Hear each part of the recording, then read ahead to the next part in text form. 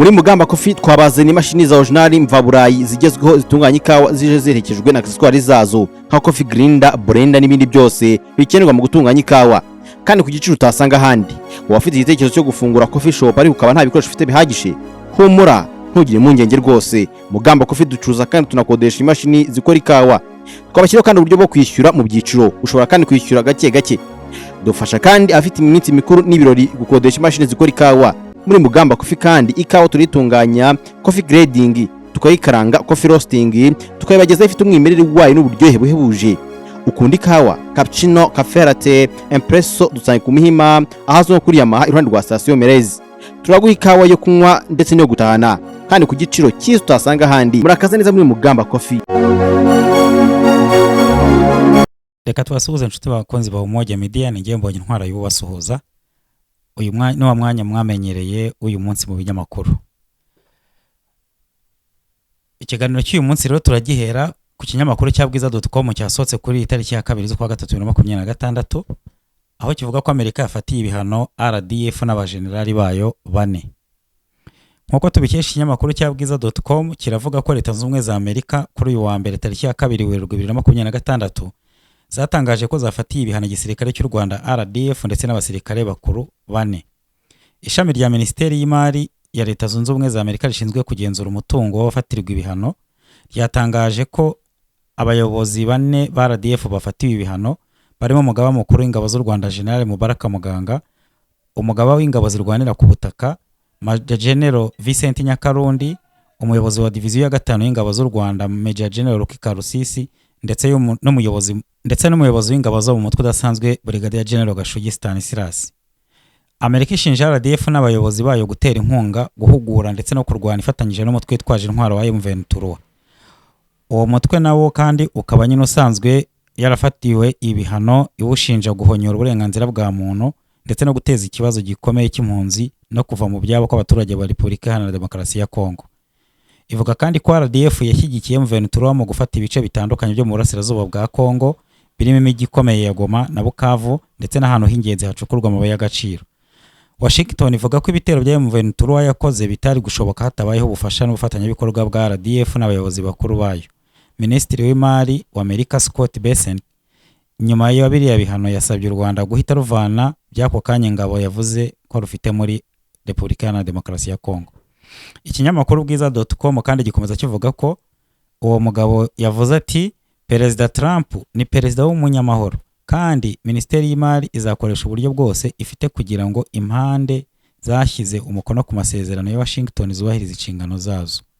Turasaba ko ingabo z'u Rwanda intwaro n'ibikoresho byazo bihita bikorwa muri Repubulika Iharanira Demokarasi ya Kongo. Kuwa 4 Ukuboza 2025 nibwo Perezida Kagame w'u Rwanda na mugenzi we Felix Antoine Tshisekedi wa Repubulika Iharanira Demokarasi ya Kongo bashyize umukono ku masezerano ya Washington mu muhango witabiriwe na Trump. Amerika ivuga ko nyuma y'iminsi mike ari amasezerano asinywe, M23 na RDF batangije ibitero byasize hafashwe umujyi wa Uvira wo mu ntara ya Kivu y'Amajyepfo. Ni ibitero ivuga ko byaguyemo abasivili ndetse bihatira ibihumbi by'abaturage guhunga ingo zabo. Yunzemo ati nubwo M23 yaje kuva muri uwo mujyi gukomeza kuba hafi y'umupaka w'u Burundi hamwe n'inkunga RDF ikomeje kuyitera, bivuga ko bishobora guteza intambara yaguye akarere. Amerika isobanura ko ubufatanye RDF ihuriye mutwe burimo ubw'ibikoresho bihagarika ikoranabuhanga rya GPS, uburyo kwirinda ibitero byo mu kirere, za drone n'ibindi bikoresho bya gisirikare nk'uko byagiye bivugwa n'impuguke za Loni muri Kongo. Ivuga kandi ko ibihumbi by'abasirikare ba RDF bari mu burasirazuba bwa Kongo aho bafasha M23 kugenzura ibice bitandukanye, ndetse yashinje ingabo z'u Rwanda guhugura abarwanyi buriya mutwe no kufasha gushaka abarwanyi bashya barimo n'impunzi. Washington ivuga ko M23 ifashijwe na RDF yakoze ibikorwa birimo kwica abantu hadakurikijwe amategeko, guta muri yombi abantu mu buryo bunyuranyije n'amategeko ndetse n'iyicarubozo. Ikinyamakuru bwiza.com gikomeza kivuga ko u Rwanda inshuro nyinshi rwakunze guhakana ko rutera inkunga umutwe wa M23, ariko mu minsi yashize rwavuze ko rufitanye nayo imikoranire mu by'umutekano. Ibihano Amerika yafatiye bari abayobozi ba RDF birimo kuba imitungo yose bafite ku butaka bwayo cyangwa igenzurwa n'abanyamerika igomba gufatirwa. ubu kandi abanyamerika n'ibindi bigo bikorera muri Amerika babujijwe gukorana ubucuruzi cyangwa ihererekanyamari iryo ari ryo ryose n'abafatiwe ibihano keretse byamenyeshejwe inzego bireba. Kuri ubu Rwanda ntacyo ruratangaza kuri ibi bihano. Icyakora Minisitiri w'Ububanyi n'Amahanga Ambasaderi Nduhungirehe aheruka kubwira RFI ko ibihano iyo biza kuba byakemura ikibazo cyo mu burasirazuba bwa Kongo u Rwanda kubyakiriza yombi. Yagize ati ibihano biramutse byakemura ikibazo cy'ingutu kiri muri DRC nabisinyira ejo. Umukuru wa diplomasi y'u Rwanda yibukije ko mu myaka ibarirwa muri 15 ishize u Rwanda narwo rwafatiye ibihano rushinjwa gushyigikira umutwe wa M23 ariko bikaba bitarigeze bibuza uyu mutwe kongera gufata intwaro. Yagize ati murabizi ko hagati ya 2013 nanone habaye gufatirwa ibihano ku Rwanda. Ese byigeze bikemura ikibazo cya RDC na M23? Oya. Intambara yubuye nyuma y'imyaka 8 mu Kwakira 2021. Minisitiri Olivier Nduhungirehe yashimangiye ku mvugo y'ibihano byafashwe nk'inkoni y'ubumaji ntacyo bivuze. Yonzemo ati nta bihano na bimwe bibaho ku isi bizatubuza kurinda umutekano w'imipaka yacu ndetse no gukumira ko abaturage bacu bakongera guhura n'ibyo bahuye nabyo 1994 bikozwe na FDLR.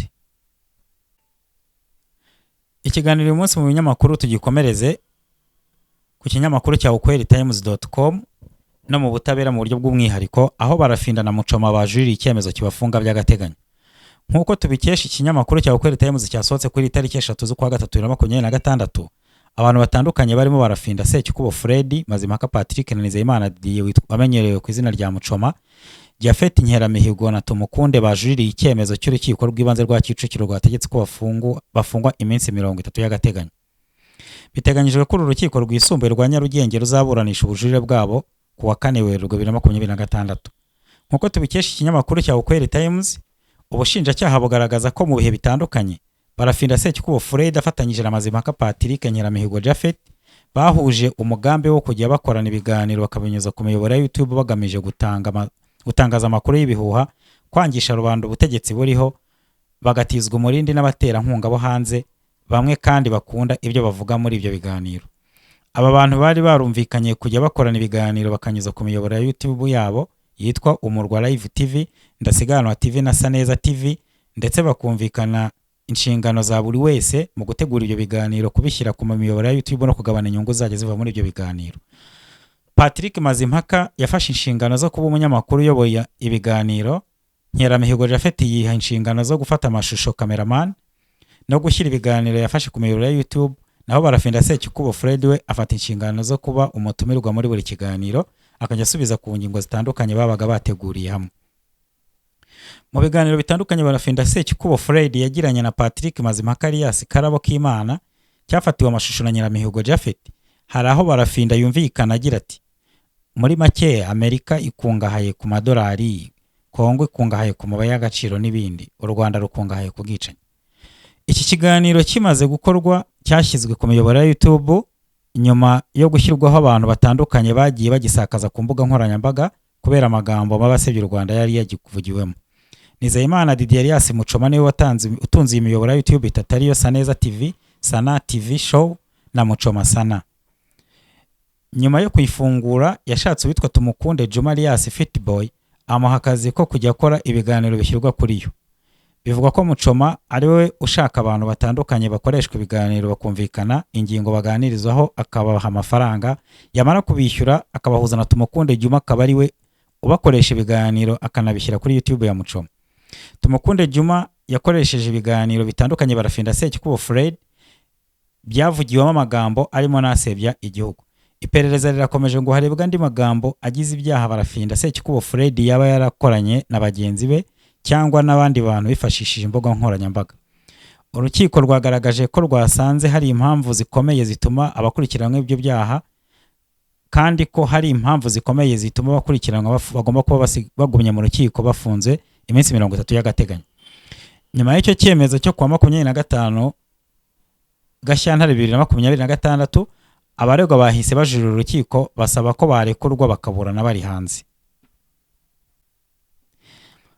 Amakuru yo mu Rwanda yo tuyasoreze muri siporo aho Haruna yasezeye burundu gukina umupira w'amaguru. Nkuko tubikesha ikinyamakuru cya ukweli-times cyasohotse kuri tariki ya 3 z'ukwa gatatu 2026 kiratangaza ko uwahoze ari kapiteni w'ikipe y'igihugu y'u Rwanda Haruna Niyonzima yatangaje ku mugaragaro ko asezeye burundu ku gukina umupira w'amaguru nk'uwabigize umwuga. Ibi Haruna Niyonzima yabigarutseho mu kiganiro yagiranye na The New Times, aho yagarutse ku biganiro arimo kugirana na Ferwafa byo gutegura umukino uzamufasha gusezera ku bafana mu buryo bwihariye. Yagize ati: "Nasezeye ku mupira w'amaguru burundu. Dushobora gutegura umukino wo gusezera vuba bishoboka. Twasabye Ferwafa kudutegurira umukino wo gusezera kandi twizeye ko uzaba. Bizaba byiza ku bakinnyi batigeze babona umwanya wo gusezera ku bafana babo kandi tuzongera kwishimana mu mupira." Abandi bakinnyi bakomeye bivuga ko bateganyije guhabwa amahirwe muri uwo mukino barimo Jean Baptiste Mugiraneza, Rutanga Eric na Rubanguka Steven, nabo bamaze gutangaza ko basezeye ku mupira w'amaguru burundu. Haruna Niyonzima y'imyaka 36 yavuze ko atigeze atekereza gukomeza gukina nyuma y'uko amasezerano ye na AS Kigali FC arangiye, ndetse yemeza ko agifite imbaraga zo gukina ariko yahisemo gukomereza umwuga w'ubutoza. Yagize ati: "Nakoze ibishoboka byose mu mupira w'amaguru. None ngomba kureba andi mahirwe. Ndacyafite imbaraga zo gukina ariko ni byiza gukomeza amasomo no kwibanda ku mwuga w'ubutoza natangiye." Haruna Niyonzima asezeye gukina umupira w'amaguru nyuma yo gukina amakipe akomeye mu myaka 20 yamaze akina umupira w'amaguru. Amakipe yakiniyemo harimo Etincelle FC, Rayon Sport FC, APR FC na AS Kigali. Naho hanze y'u Rwanda akiniye muri Young Africans FC na Simba FC ndetse na Al Tawoun SC yo muri Libya. Niyonzima yatangiye gukinira Amavubi muri 2006, akina imikino 110, atsinda ibitego 6 gusa. Niwe mukinnyi wakiniye u Rwanda imikino myinshi kurusha abandi kandi yinjiye mu ihuriro ry'abakinnyi ba FIFA barengeje imikino 100 mu kipe y'ibihugu. Ibi yabigezeho mu Gushyingo 2021 bamugira umunyarwanda wa mbere ugeze kuri ibyo bigwi. Kubaho neza no kuba ahantu heza, hasa neza, ukaryama ahantu heza hashimishije kandi byose ku giciro kiri hasi. Karemera Woodworks barabigufashamo. Bafite ibitanda byiza bigezweho bikozwe mu mbaho zikomeye kandi nziza, intebe zibereye ijisho, utubati tw'amoko yose tugezweho, bawukorera kandi ameza yo kuriraho, bawukorera kandi imitako y'amoko atandukanye mu mbaho z'ubwoko bwose, byose ku giciro cyiza. Aba rero bagira umwihariko udasanzwe yuko uzana ibikoresho byawe bishaje bahaguhinduramo ibishya ku giciro cyiza. Bagufasha kandi gutwara ibyo waguze bikageraho ari hose mu gihugu ku buntu. Wabasanga mu karere ka Nyagatare mu Gakiriro ka Karangazi. Ku bindi bisobanuro wahamagara 0788 27 72 62.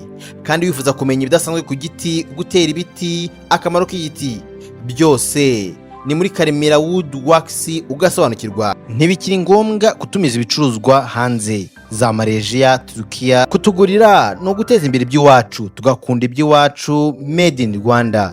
Ikazi wacu ibyishimo mu muryango. Amakuru yo mu mahanga rero tuyahere mu ntambara irimo kubica bigacika mu burasirazuba bwo hagati ya Leta Zunze Ubumwe za Amerika n'igihugu cya Iran. Ikinyamakuru Ukweli Times cyasohotse kuri iyi tariki ya 3 2026 kiravuga ko intambara yo muri Iran yakomeje, ndetse ambasade ya Amerika iri Riyadh muri Arabia Saudite ikaba yatewe ibisasu, ndetse bakaba bivuga ko na Hezbollah yagabye igitero kuri Israel. Intambara ikomeje gukaza umurego mu karere k'uburasirazuba bwo hagati, aho kuri uyu wa kabiri tariki ya 3 Werurwe 2026 hagaragaye ibitero bishya by'indege zitagira abapilote arizo zitwa drone byibasiye inyungu za Leta Zunze Ubumwe za Amerika n'abafatanyabikorwa bayo. Amakuru aturuka muri Arabia Saudite avuga ko ambasade ya Leta Zunze Ubumwe za Amerika iri Riyadh yatewe na drone. Perezida wa Amerika Donald Trump yemeje ko Amerika izasubiza vuba kuri icyo gitero, ashimangira ko umutekano w'Abanyamerika n'inyungu z'icyo gihugu bitazahungabanywa. Nta mubare w'abaguye cyangwa bakomeretse wahise utangazwa, ariko iki gitero cyazamuye impungenge ku mutekano w'ibigo bya diplomasi bya Leta Zunze Ubumwe za Amerika mu karere. Ikinyamakuru ukweli-times.com gikomeza kivuga ko igitero ku birindiro bya Amerika muri Iraq nacyo cyabayeho.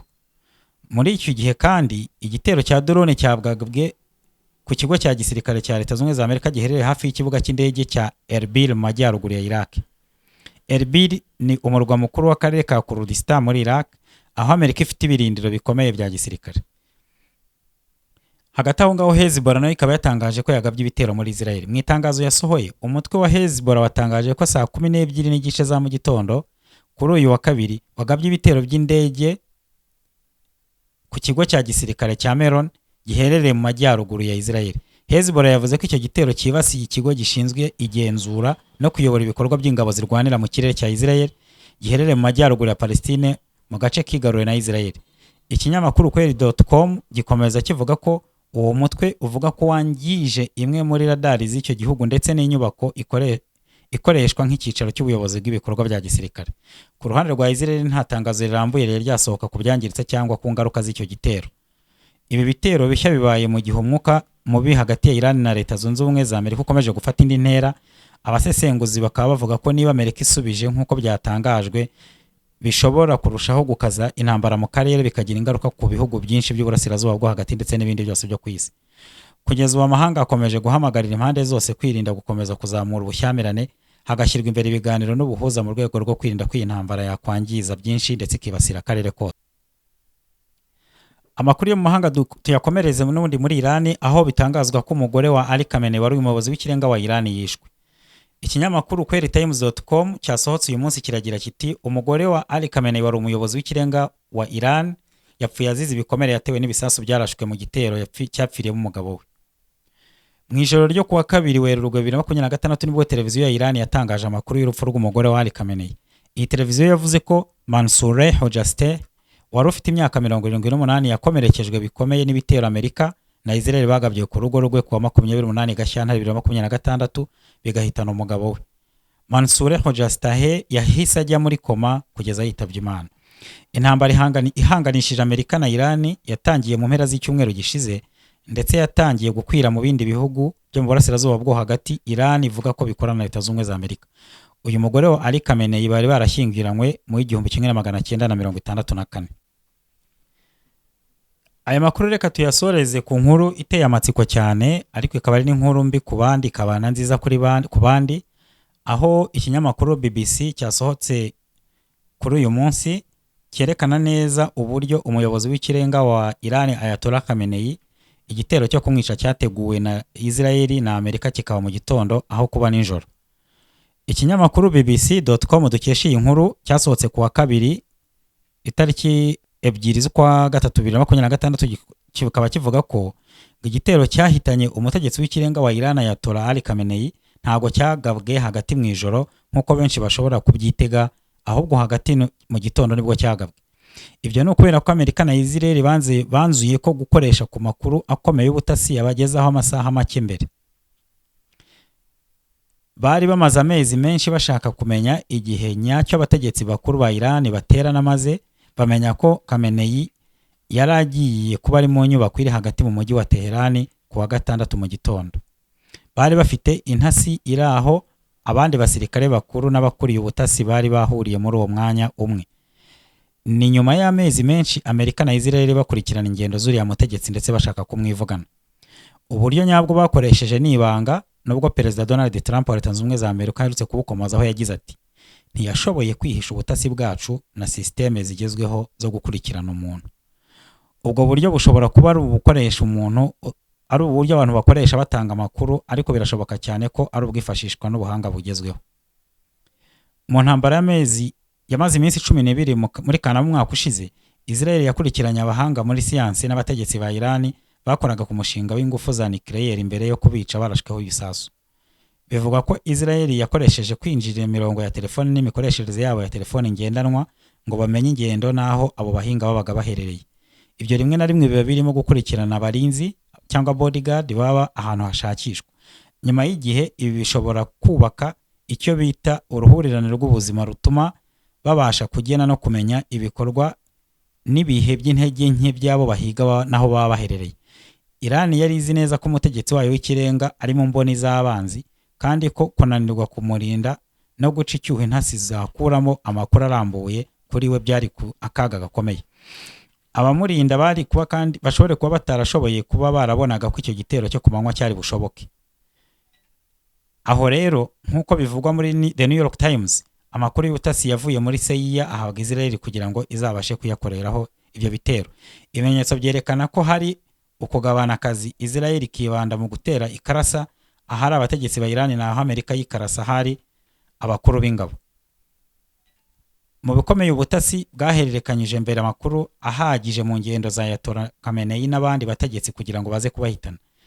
aho gukorera iki gitero kimwe simusiga, umugambi wari uko iki gitero gitangira ibitero birebire kandi bigahera neza neza nyuma y'icyo cya mbere simusiga ku bategetsi bakuru ba Iran.